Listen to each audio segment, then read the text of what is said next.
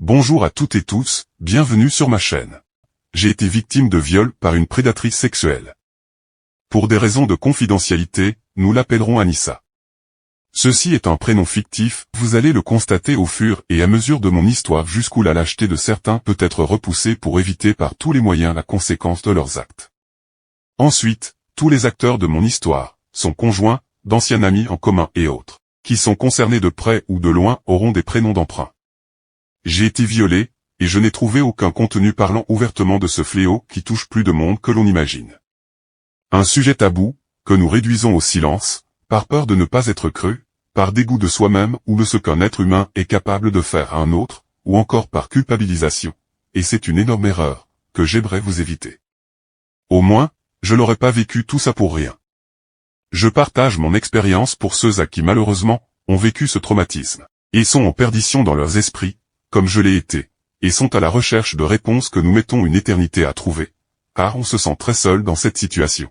Nous sommes tellement désorientés. Je vais aussi partager mon histoire dans un but préventif, afin de faire profiter de mon expérience à ceux qui ne l'ont pas encore vécu, de ne pas commettre les mêmes erreurs que moi, car elles se paient très cher. Dans les mois et années qui ont suivi, cette phrase, « si j'avais su », a hanté mon esprit chaque nuit. Car n'étant pas préparé à vivre ça, nous réagissons de manière instinctive, pensant nous protéger, et sans le vouloir, sans le savoir, nous mettons en sécurité notre agresseur. Et ça, lorsque nous le comprenons bien trop tard, ça pèse énormément sur notre conscience et ça vient s'ajouter au reste de cette épreuve déjà colossale. Je m'expliquerai là-dessus un peu plus tard. Sachez que les gens autour de nous, aussi bien attentionnés soient-ils, sont dépassés, et même s'ils le veulent, ne sont d'aucun secours, parfois même maladroits dans leurs propos, ce qui nous mure encore plus dans le silence. Vous n'êtes pas seul, sachez-le, et j'espère que mon parcours pourra vous éclairer sur la direction à prendre sur le vôtre. On n'est jamais prêt à vivre ce genre d'épreuve, tout autant que notre famille n'a les outils pour nous aider. N'ayez pas honte. Ça peut arriver à tout le monde, les seuls responsables, ce sont ces prédateurs. J'en suis le parfait exemple qu'il n'y a pas de profil type comme victime de viol. Je suis un homme de plus de 90 kilos, agent de sécu, une bonne décennie de boxe à mon actif, j'ai donc été confronté maintes fois à des stress d'une grande intensité avant de monter sur le ring. Pourtant, à ça, je n'y étais pas préparé. Le jour des faits, j'étais paralysé par la peur et l'incompréhension de ce qui était en train de se passer. Je n'avais plus aucun contrôle sur mon corps. Alors toi, une femme pesant la moitié de ton agresseur, qui a 2 fois ta force, rends-toi compte à quel point tu n'es pas responsable de ce qui t'est arrivé. Au cours d'une longue thérapie, j'ai mis du temps à comprendre qu'en fait, le pouvoir de l'effet de surprise est monumental. Nous sommes confrontés, projetés en un clin d'œil à une réalité autre que la nôtre, ce qui était inconcevable pour nous, n'était qu'une bouchée de pain à prendre par ma prédatrice sexuelle. Je ne savais pas bouger, ni main, ni orteil, malgré plusieurs tentatives. Est-ce que j'ai crié? Non, pour ça aussi, je n'étais plus aux commandes de mon corps. Sa fiole était endormie à quelques mètres, ainsi que ma femme sur un matelas gonflable. Est-ce que j'ai appelé à l'aide? Non. Et ça pèsera sur votre conscience des années. Parce que ça aurait pu tout changer. Et vous aurez un long travail à faire sur vous-même pour vous déculpabiliser, et comprendre que c'est la stupeur, dans ce moment-là, qui est aux commandes de votre corps et le paralyse. C'est une protection psychologique interne puissante, votre thérapeute vous expliquera. Et nous sommes nombreux à ne pas avoir su réagir. Votre corps se met en sécurité pour vous protéger. Vous évitez de ressentir ce qu'il est en train de se passer. J'avais cette sensation forte, comme celle que nous avons dans une attraction, qu'on tombe en chute libre et que nous sommes collés à notre siège, sans la capacité de bouger d'un cil. Cette sensation s'est mélangée à celle que mon esprit se déconnectait de mon corps. J'étais comme spectateur de la scène, vu du dessus à quelques mètres. Seuls ceux qui l'ont vécu peuvent le savoir et le comprendre. Vous voyez, vous n'êtes pas seul. Je vais découper mon parcours en plusieurs chapitres, il sera chronologique, car je ne raisonnais pas de la même manière d'une année à l'autre, je vais volontairement l'exposer avec transparence, afin que vous preniez la mesure d'un accent grave quel point ce que vous pensez et ressentez est naturel et on ne peut plus légitime. Ensuite au fur et à mesure, j'espère que vous verrez mon évolution, un cap à suivre pour votre reconstruction personnelle. Car oui, notre dignité a été volée sans notre consentement. La reconstruction est longue et difficile mais j'ai bon espoir qu'avec certaines clés que je vais vous apporter, votre périple sera plus court que le mien. Vous verrez ce que mes mauvais choix instinctifs ont entraîné, vous allez être horrifié par cette histoire, mais au moins, vous saurez comment réagir, et surtout ce qu'il ne faut pas faire. Ce projet fait partie de ma reconstruction qui m'est propre. Je n'ai pas pour objectif d'ouvrir les yeux à certains amis que j'ai perdus à la suite des faits, car oui, certains de mes amis de l'époque ont été bien loin d'être à la hauteur. Car nos bourreaux sont souvent très habiles mentalement pour retourner le cerveau des gens. Moi, nous avions des amis en commun qu'ils ont complètement retournés contre moi, afin que mes amis ne s'intéressent jamais à ma version de l'histoire. Ils ont ainsi pu réécrire toute l'histoire en leur avantage, et ainsi, enterrer profondément coûte que coûte cette vérité qui leur serait tellement préjudiciable, pour protéger leur fausse apparence et rester à des années-lumière de tout soupçon. Je vais vous préparer à ça, car de mauvais choix de ma part leur ont malheureusement permis de se protéger encore plus, et ça, c'est très difficile à vivre. Mais grâce à ce projet, en vous évitant de reproduire mes erreurs, j'espère pouvoir arriver à me pardonner. Pour moi, il est trop tard. Mais pas pour vous. Et j'espère que j'arriverai à être moins dégoûté de la société et de ce qu'elle peut contenir. Les agresseurs nous détruisent, mais il y a aussi ceux qui les protègent, même en sachant la vérité, mais aussi des amis qui nous déçoivent et font presque autant de mal que les agresseurs eux-mêmes, car ils décuplent ce sentiment d'injustice. Pour mon avenir, j'aimerais me dire, certes, il existe des gens comme eux, mais il y a aussi des gens comme moi, animés de bonnes intentions, même avec des gens que je n'ai pas besoin de connaître pour avoir envie de les aider. Et j'espère que ma balance se rééquilibrera, et que je pourrai enfin vivre avec plus de légèreté et coexister avec cette société qui peut tellement décevoir. 2 ans après les faits, je suis devenu papa. Je me dois de me reconstruire et faire la paix avec ce monde dans lequel ma fille va devoir grandir. Et j'aimerais pouvoir lui apprendre que l'amitié existe, qu'elle est belle. Que les gens sont bons, et de confiance. Mais pour ça, je dois commencer par le croire moi-même, et ce est plus le cas depuis trop longtemps maintenant. Car une minorité de gens occupe encore bien trop d'espace dans mon décor et ma vision du monde. Je dois apprendre à me focaliser sur ces vrais amis qui se sont révélés, qui sont plus nombreux, et de qualité, sans m'en méfier. Gardez ceci à l'esprit, quand une porte se ferme, il y en a toujours une autre qui s'ouvre.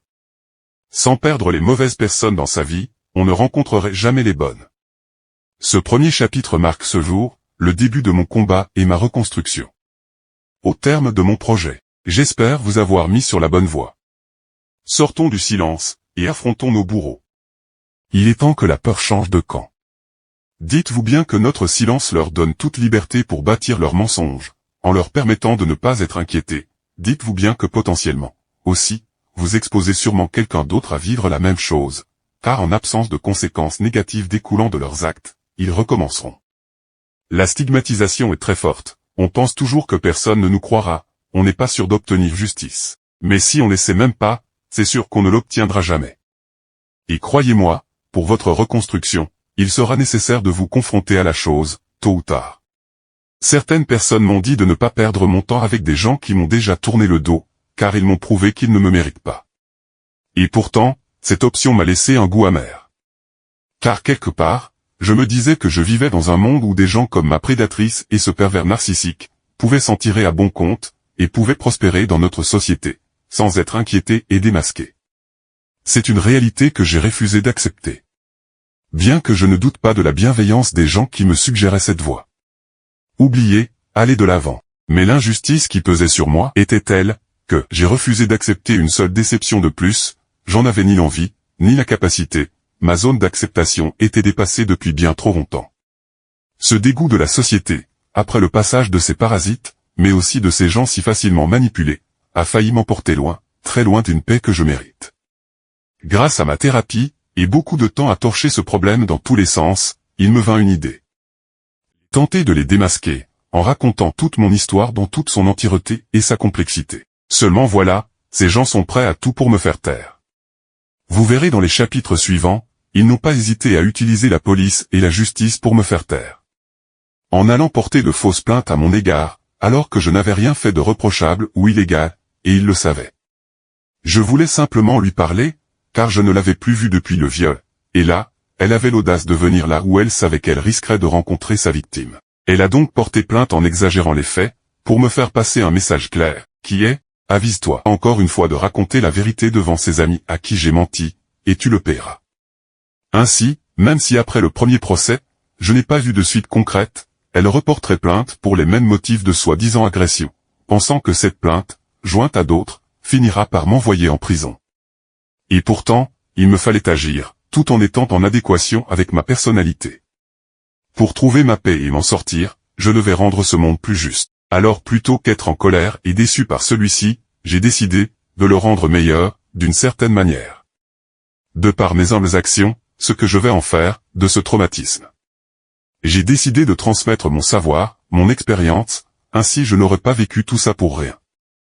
Aujourd'hui, si je revivais ce traumatisme, je ne réagirais plus de la même manière, maintenant que j'ai fait les frais des conséquences négatives qui ont découlé de mes choix.